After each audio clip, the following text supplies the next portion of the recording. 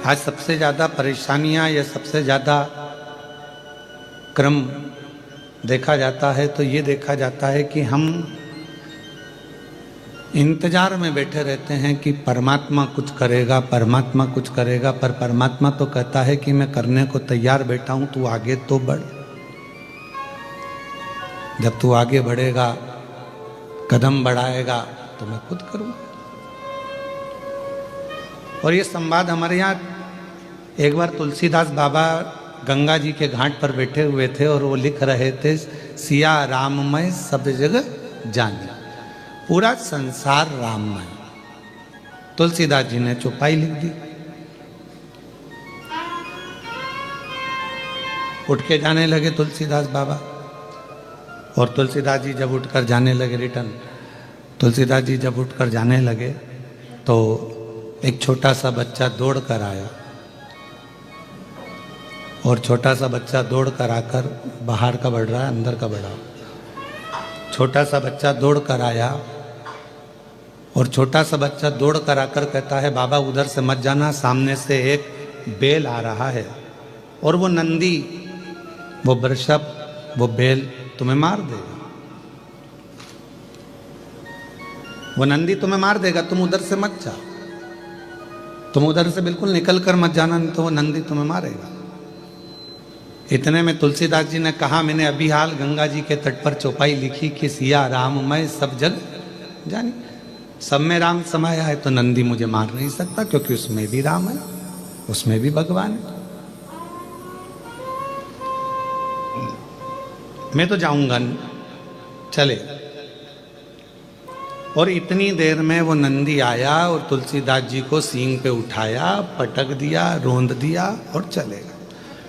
तुलसीदास जी को गुस्सा आया, गंगा जी के घाट पर, ये बक्से नहीं चल रहे हैं, तुलसीदास जी को गुस्सा आया, गंगा जी के घाट पर वापस गए, कलम उठाया और चौपाई काटने लगे। इतनी देर में श्री हनुमान जी महाराज आए और हनुमान जी ने कहा, तुलसीदास जी तुम चौपाई क्यों काट रहे हो? कहा, मैंने लिखा कि सिया राममय सब जग जानी, जब मैंने सब में राम देखा था, नंदी में भी राम देखा था, बेल में भी राम देखा था, उस वृषभ में भी राम देखा था, तो उस बेल ने मुझे क्यों मारा? इसलिए मुझे ये चौपाई काटना। तो हनुमान जी बोले, तुम बेल में राम देख रहे थे, वो छोटा सा बच्चा आकर बताया, उसमें राम नजर नहीं आया कि उधर नहीं जाना, वो रास्ता बेकार है, वो रास्ते में कोई खड़ा हुआ है, मार देगा तुमको, तुम्हें काट देगा। अगर कोई बच्चा आकर बता रहा है तो उसमें भी तो राम दिखना चाहिए। हम संपूर्ण ब्रह्मांड में राम देख रहे हैं, पर जो हमारे नज़दीक में है, जो हमारे पास में है, जो हमारे करीब में है, हम उसमें परमात्मा का दर्शन नहीं कर पाते। पितृपक्ष चल रहा है, श्राद्ध चल रहा है, हम पितरों में भगवान देख रहे हैं जो चले गए, और जो घर में माँ बाप बैठे हुए हैं उसमें हम भगवान देख ही नहीं पा रहे।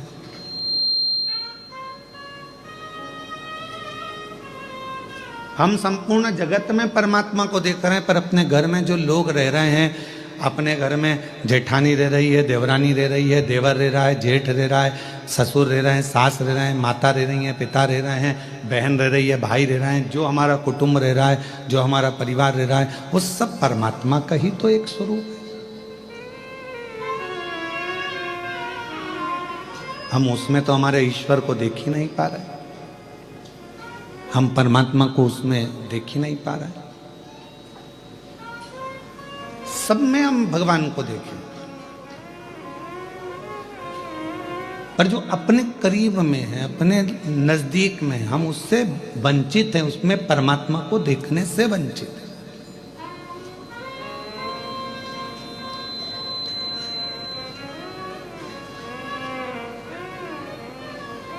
भूख,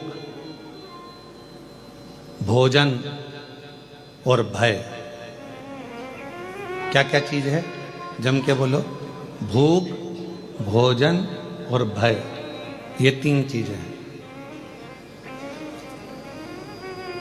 और ये तीनों चीजें व्यक्ति के जीवन में कब समाप्त होती है? जब तक भगवान नहीं मिलता तब तक। परमात्मा नहीं मिलता तब तक। भगवान की कथा में आपका मन लग गया, भगवान के सत्संग में मन लग गया, भगवान के भजन में मन लग गया, शिव जी की आराधना में मन लग गया, तो फिर तुम्हारी भूख भी चली जाएगी। यही कि यही अपने कर्म के प्रति भी, तुम्हारा मन पढ़ाई में लग गया, तुम्हारा मन कार्य में लग गया, तुम्हारा मन अपनी नौकरी में, सर्विस में, व्यापार में, जो तुम लगनता से काम में लग गए, और तुम्हारा दिल यदि काम में लग गया तो तुम्हें भूख नहीं लगेगी, भूख नहीं लगेगी।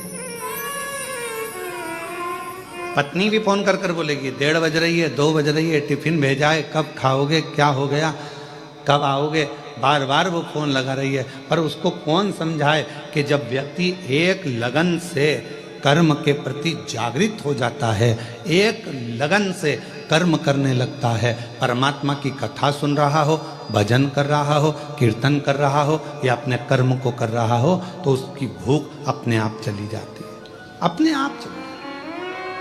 फिर दूसरे नंबर पर बताया कि दूसरे नंबर पर जाता है भोजन।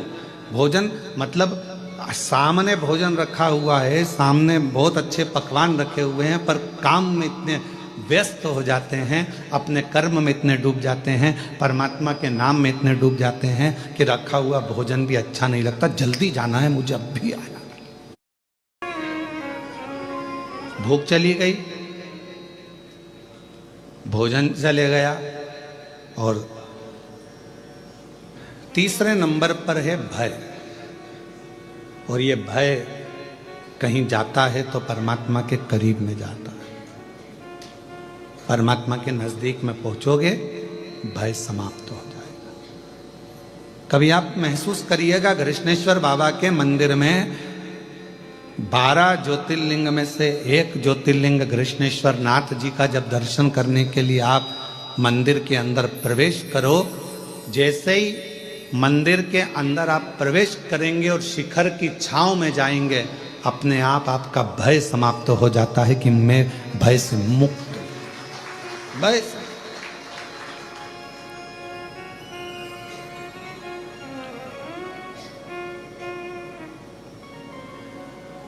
भय कब लगता है? जब व्यक्ति अकेला होता है। छोटे से बच्चे का हाथ पकड़कर चलो, पूरे मेले में घूमना। कृष्णेश्वर बाबा का जो मेला भरा है ना, आपके आसपास में कोई मेला भरा है तो बच्चा साथ में रहे, अपने पापा के, अपनी मम्मी के, अपने भाऊ के, अपने पिताजी के और माताजी का, अपनी आई का हाथ पकड़ा हो और बच्चा सब दूर घूमेगा ना, तो उसको मेला बहुत अच्छा लगता है, खूब खुश होता है, मेले में खूब नाचता है, खूब आनंद लेता है। पर वो बच्चे का हाथ छूट गया, अकेला हो गया, अब वो मेला अच्छा लगेगा क्या उसको? जम के बोलो जरा, नहीं लगेगा। कोई उसको गुब्बारा ला कर देगा, अच्छा लगेगा, कोई उसको टॉफी ला कर देगा, अच्छा लगेगा। बच्चे को मेला कब तक अच्छा लग रहा है? जब तक वो अपने पिता का हाथ पकड़ा हुआ है, तो वो भय से मुक्त है। अब तो कोई भी उस बच्चे को मिलता है तो उसको भय लगता है, उसको डर लगता है। उसी तरह जब तक आप अपनी जिंदगी में एक बार अगर कृष्णेश्वर बाबा के दर्शन नहीं करे हो, तो समझ लो आप भय में पड़े हुए हो, और जिस दिन कृष्णेश्वर बाबा के दर्शन कर लिए उस दिन भय से मुक्त हो गए। भय से। पिता है मेरा साथ में, मेरा बाबुल है साथ में, मेरा बाबा है साथ में, मेरा शंभू मेरे साथ में है।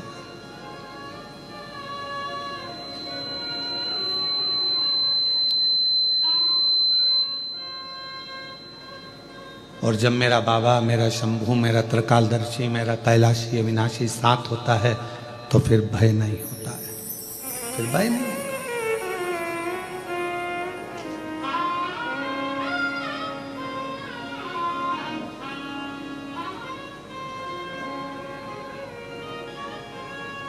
वो कहे रोज 1 लोटा जल चढ़ाते हो, शिव के मंदिर जाते हो, शंकर की शरणागति में जाते हो, मंदिर में 1 लोटा जल चढ़ाते हो, तो आप अकेले नहीं।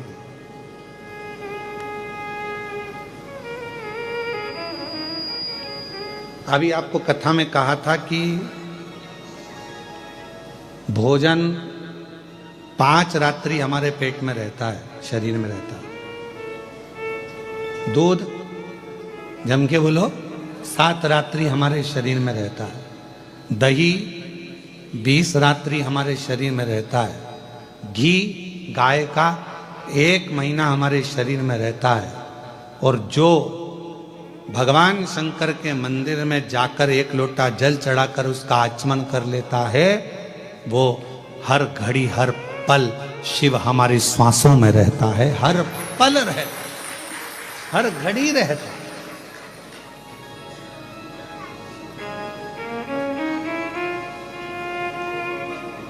शिव के करीब में हैं तो शिव हमारे साथ हर पल हर घड़ी हर क्षण है।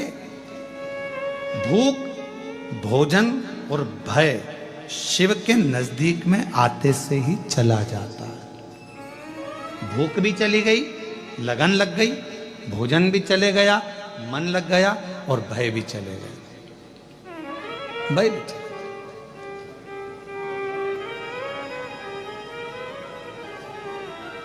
अब जब भगवान से लगन लगाकर बैठ गए तो पूरन पोली और आमटी भाएगी।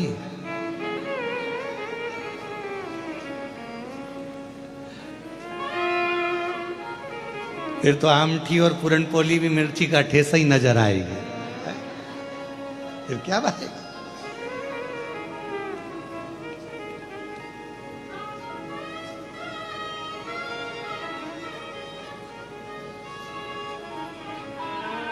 और एक बात और है, तुमचा मराठी भाषा चांगला आहे।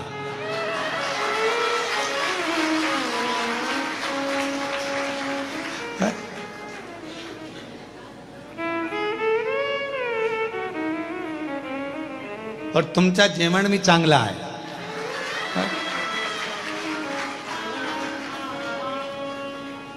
नारखेड़े जी या पाटिल जी, तुम लोग 1-1 महीना बांध लो हमको मराठी सिखाने के लिए। 1 महीना एक आओ, 1 महीना एक आओ, जहां हमारी कथा चले वहां रहकर 1 घंटा में मराठी सिखाओ।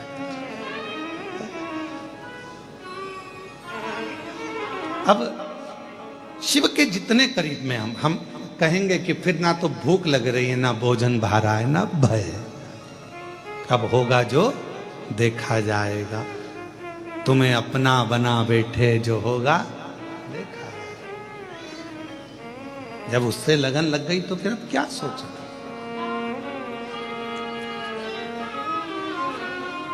और जब परमात्मा से लगन लगाकर बैठ जाते हैं, जब भगवान से लगन लगाकर बैठ जाते हैं तो फिर कोई भय नहीं रहता। भाई,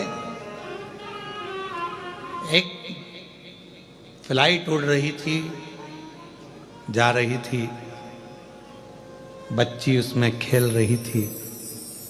पायलट ने सूचना दे दी क्रैश होने वाली है। ये फ्लाइट क्रैश होने वाली है, ये सूचना मिली। और ऐसी सूचना मिली। जब सूचना मिली कि ये फ्लाइट जा रही है और ये फ्लाइट क्रैश होने वाली है, एक छोटी सी बच्ची को भय नहीं था, बाकी के सबको भय था। महिलाएं रो रही थी, पुरुष रो रहे थे, बच्चे रो रहे थे, पर एक छोटी सी लड़की नहीं रो रही थी। वो नहीं रो रही, वो खेल रही है। उस लड़की से किसी ने पूछा, तुम्हें मालूम है ये फ्लाइट क्रैश होने वाली है, सब मर जाएंगे, सब के प्राण छूट जाएंगे, तुम्हें मालूम है? लड़की कहने लगी, मैं जानती हूं कोई फ्लाइट मिलाइट क्रैश नहीं होगी। उस लड़की से पूछा, तुम्हें कैसे मालूम? पापा है, और मेरे पापा को मालूम है, मेरे पिताजी को मालूम है कि मैं इस फ्लाइट के अंदर बैठी हूं। जब फ्लाइट उड़ाने वाला तुम्हारा पिता होगा, उसको मालूम होगा कि तुम अंदर हो, तो वो फ्लाइट क्रैश होने देगा? पूरे दम लगा देगा कि इसमें फ्लाइट में मेरी बेटी बैठी है। तुम्हारी जिंदगी में दुख आया, तुमने शिव जी को 1 लोटा जल चढ़ाना प्रारंभ करा, समझ लो कि तुम्हारी जिंदगी में दुख आया है, मतलब फ्लाइट में तुम बैठे हो, पर याद रखना फ्लाइट चलाने वाला तुम्हारा पिता कृष्णेश्वर महादेव है। क्यों सोचना, किस लिए विचार करना, क्यों सोचना? हम उस पे आधारित तो हों, हम उस पे आधारित ही नहीं हो पाए तो क्या मतलब का?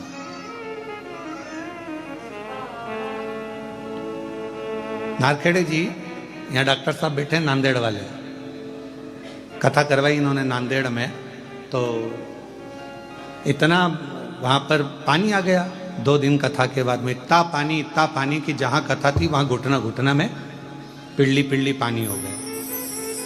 अब कथा इनके घर से ऑनलाइन हुई ना, डॉक्टर साहब बोलते रहे गुरुजी कथा पंडाल में होगी कि नहीं होगी। हमने कहा सब बाबा पर छोड़ दो, तुम ऑनलाइन कथा चलने दो। 2 दिन ऑनलाइन कथा चली, तीसरे दिन स्वयं प्रशासन ने कह दिया कि जगह पूरी खाली हो चुकी है, आराम से कथा करिए, शिव को कथा कराना थी और कथा पूरी। हम जब तक ये सोचते हैं, हम जब तक ये विचार करते हैं कि घर में चला रहा हूं, कथा में करा रहा हूं, परिवार में संभाल रहा हूं, ये सब कुछ मेरा है, तब तक हम भय में जिंदगी जीते हैं। और जिस दिन हमने सोच लिया कि सब कुछ भोलेनाथ का, सब कुछ भोलेनाथ का, फिर भय नहीं रहता, फिर भय नहीं रहता। बेटा किसका? शिव जी का। तुम अपना क्यों मान रहे हो? संकल्प छोड़कर कह दो कि ये मेरा बेटा नहीं, ये तो स्वयं जगत गुरु शंकराचार्य जी का एक प्रसंग आता है। जगत गुरु शंकराचार्य जी जब बाल्य अवस्था में थे, छोटी सी अवस्था थी और उनके अंदर इतनी विद्वत्ता थी भगवत भजन की, और वो जब माता जी के साथ में तालाब में गए तो माँ उनको जाने नहीं दे, उनको भजन करने नहीं दे, उनको लगे कि ये मुझे छोड़कर चले जाएगा। माँ के सामने तालाब के अंदर चले गए छोटा सा बालक शंकर, और अंदर गए और चिल्लाने लगे, माँ मुझे मगर ने पकड़ लिया, माँ मुझे मगर ने पकड़ लिया। माँ अंदर कैसे जाए, उसे तैरना नहीं आता था, बच्चे को कैसे भगाए? तब शंकर ने कहा, माँ मगर कह रहा है, तू मुझे अब्बी की अब्बी दान दे दे शिव जी को, कि मेरा बेटा शंकर का।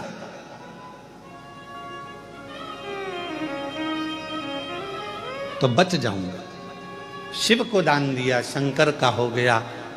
आज वो पूरे विश्व में जगत गुरु शंकराचार्य जी ने 4 पीठों का निर्माण कर संपूर्ण जगत को आनंद दिया।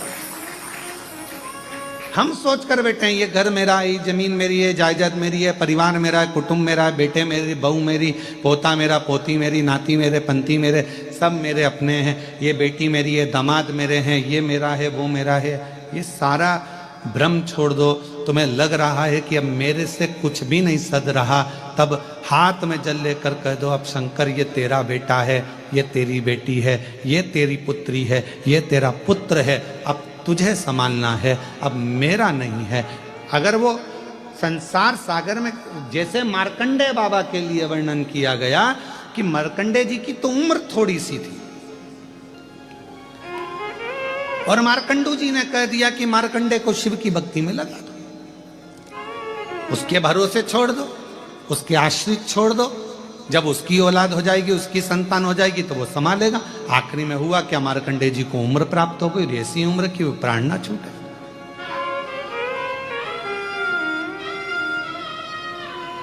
हम ब्रह्म में जी रहे हैं। ये मेरा बेटा, ये मेरी बेटी, ये मेरा परिवार, ये मेरा परिवार, ना ना ना। जिस दिन आपने ये विचार कर लिया कि ये सब कुछ मेरे भोलेनाथ का है, मेरा बेटा भी शंकर का, मेरी बेटी भी शंकर की, तब अगर ये मेरा बेटा ठीक है, अगर मेरा बच्चा ठीक हो। और हम कई लोगों से, ऐसे कई लोग आते हैं कुबरेश्वर धाम पर, जिनको डॉक्टर ने, कई बीमार लोग आते हैं, हम तो कहेंगे कि बहुत ज़्यादा तबीयत खराब है, स्वास्थ्य ठीक नहीं है, तो हम तो उनसे कहते हैं कि अपने घर